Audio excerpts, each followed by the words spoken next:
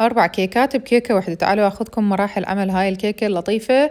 هنا أنا مينا قاعدة تلون الكيكة ب4 ألوان. حطينا ليستر أو هذا اللي هو أسيتيت يسموه، قسمناها بيها، والكيكة صاقليها إحنا ومجمديها قبل بيوم حتى نقدر نتحكم بيها براحتنا. طبعا هاي الألوان أنا بس لما طلعتها طلعت روحي، يعني يمكن أنتوا تتخيلون إنه اللون السوليد هو سهل، بس مو دائما هيك يجي بسهولة. بعدين بدينا نغطي الحافات، ودا تشوفون اشتغلنا عليها اثنيناتنا صراحة لأنه أخذت هواي وقت. اوكي. لا لهنا كمان هي الزاوية الفوق. هيجي لا صار كلش لزق هيجي. يلا واحد اثنين.